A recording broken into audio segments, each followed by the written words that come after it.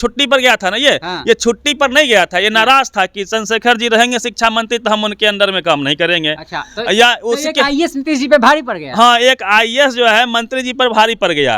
और ये भारी पड़ा नीतीश कुमार के सोच की वजह से। लेकिन चौपाल तो नीतीश जी लगाए थे। हाँ, भीम चौपाल लगाएंगे, लेकिन भीम की बात करने वाले प्रोफेसर चंद्रशेखर को ये हटा देंगे। तो ये यही दोहरी नीति है इनकी।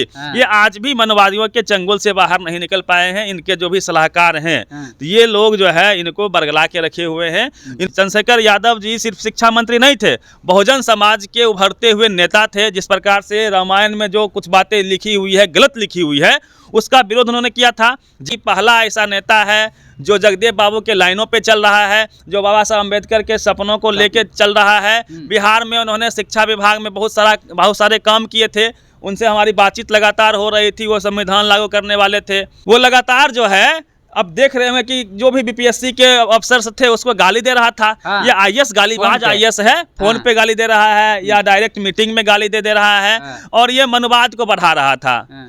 उनको इनाम मिलना चाहिए था, तो इनको सजा दे दिए नीतीश कुमार जी। नीतीश कुमार आज मैं बता दे रहा हूँ, नीतीश कुमार आज भी मनोवादियों के चंगुल से बाहर नहीं निकल पाए हैं। उनके जो इर्द गिर्द उनके जो सलाहकार हैं, संजय झा को देख लीजिए, ललन सिंह थे और ऐसे कई नेता थे, सवर्ण जात से आते हैं और मनोवाद, एक तरह से ये लोग आरएसएस का स्लीपर सेल है। बिहार के शिक्षा मंत्री प्रोफेसर चंद्रशेखर यादव को जो है शिक्षा मंत्री पद से हटा दिया गया और उनको जो है गन्ना मंत्री पद दे दिया गया है। और आपको बता दें कि के पाठक जो छुट्टी पे चल रहे थे वह जो है लौट करके फिर से जो है एक बार आ चुके हैं और अपना जो है कार्यभार संभाल रहे हैं। इसी मसले में बातचीत करेंगे। हमारे साथ सोशल एक्टिविस्ट रवि जी हैं। रवि मेहता जी, कैसे आप देखते हैं रवि जी इसको? आप याद कीजिए, दिल्ली के सोशल जस्टिस मिनिस्टर थे राजेंद्र पाल गौतम, उनको हटा दिया गया था। 22 प्रतिज्ञा उन्होंने ले लिया था। इसको लेके केजरीवाल ने उनको उनके पद से हटा दिया गया।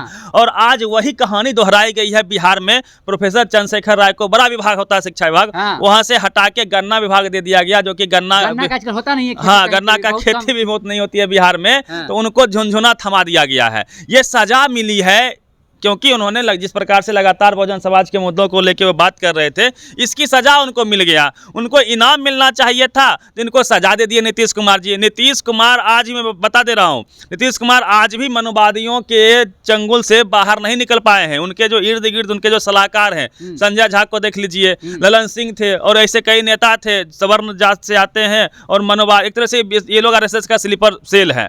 और ये लोग बहुजन समाज कि जितने भी बहुजन समाज की पार्टियां हैं, बहुजन समाज मतलब बैकवर्डों की पार्टियां हैं, तो उनके बीच में घुस के वो अपना एजेंडा चलाते हैं। इसी पार्टी में जदयू में एक विधायक है परबत्ता का संजीव कुमार सिंह, भूमिहार जात से आता है और वो चंद्रशेखर को, मंत्री जी को लगातार उल्टी सीधी बातें बोल रहा था कि जूता का माला पहना देंगे, ये कर देंगे, वो कर देंगे। उसको सजा नहीं देते हैं ये, उन पर कोई चर्चा नहीं होती है। और चंद्रशेखर यादव जी सिर्फ शिक्षा मंत्री नहीं थे, बहुजन समाज के उभरते हुए नेता थे। जिस प्रकार से रामायण में जो कुछ बातें लिखी हुई है, गलत लिखी हुई है, उसका विरोध उन्होंने किया था।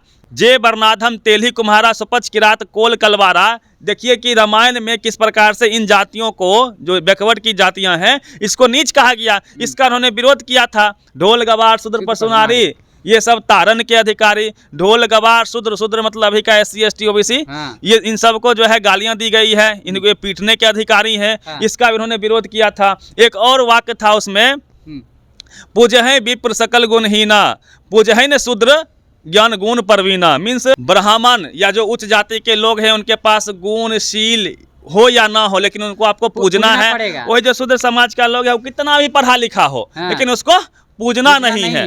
तो ये जो बातें हैं, ये जो गैर बराबरी की बातें हैं जो ग्रंथों में लिखी हुई है, उसका वो विरोध करते थे।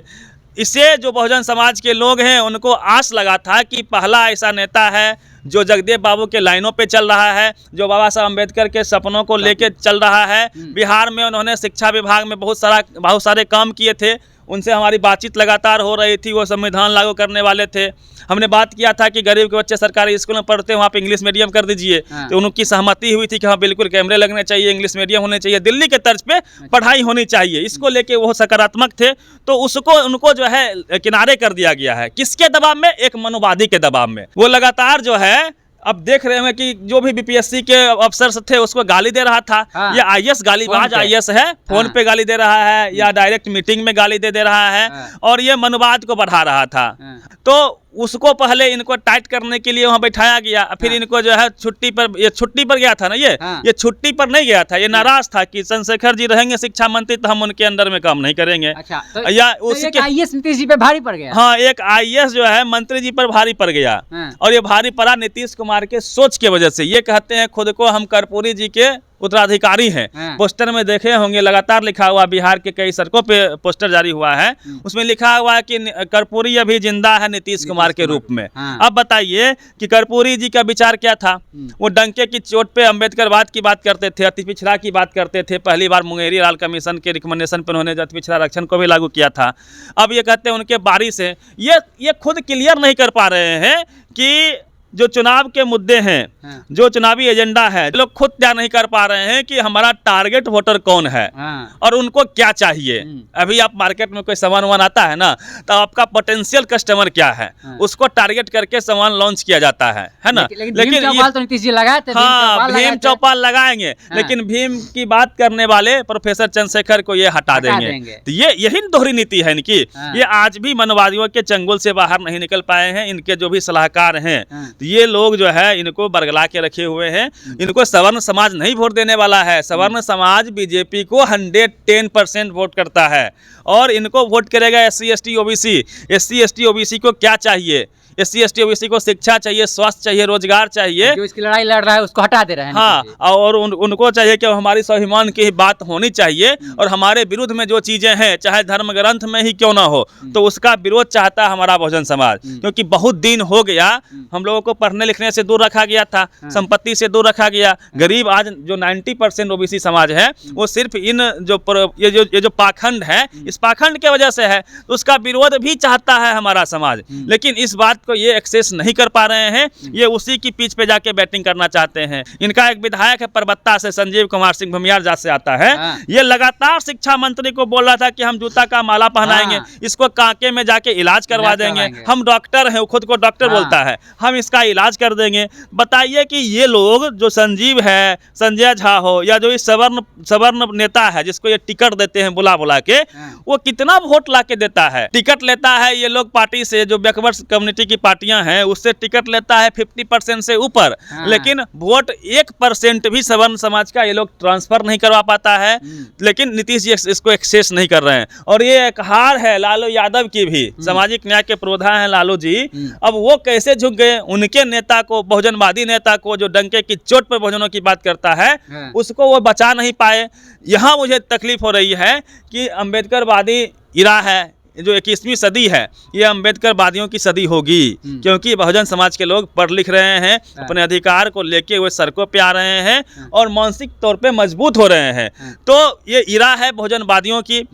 ये जो बहुजनवादी लोग हैं, ये वोट करेंगे अपने मुद्दों पे, और इनका मुद्दा हमने आपको पहले से बताया, शिक्षा, स्वास्थ्य, रोजगार है।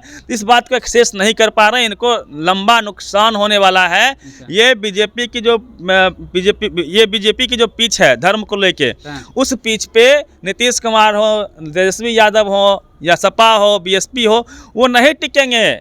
वो उनका काम है। स्वागत है, आ सकते हैं नीतीश कुमार जी एनडीए में। ये कहीं जाए ना जाए, ये जो काम कर रहे हैं, और अभी जो मंत्रिमंडल में फेरबदल हुआ है, इससे तो बहुजन समाज के लोग दुखी है। और ये बीजेपी में जाते हैं तो इनका कहानी खत्म हो जाएगा। जो अभी छवि बचा हुआ है, छवि खत्म हो जाएगा। और मुझे इसके पीछे षड्यंत्र ये लगता है कि मोदी जी सब टीवी अखबार को लगा दिए हैं, बीजेपी लगवा दिया है कि इनकी छवि को पलटू राम का जो छवि बना देना है, और उस छवि से इनको बाहर निकलने के लिए नहीं देना। इसलिए रोज सरकार बनती है, रोज सरकार गिरा रही है। टीवी अखबार को आप देखेंगे तो लगेगा कि आज सरकार गिर जाएगी, लेकिन ऐसा कुछ नहीं है। यदि होता है तो नीतीश कुमार के लिए नुकसान है, कोई फायदा नहीं है। बीजेपी इनको सल्टा देगी। चलिए, तो हमारे साथ रवि जी थे, इन्होंने साफ तौर पे जो है अपना वक्तव्य रखा। इस पे आपकी क्या प्रतिक्रिया है? प्रतिक्रिया कमेंट बॉक्स में लिखिएगा। देखते रहिए पब्लिक हल्ट। मैं अभिषेक, बहुत बहुत धन्यवाद।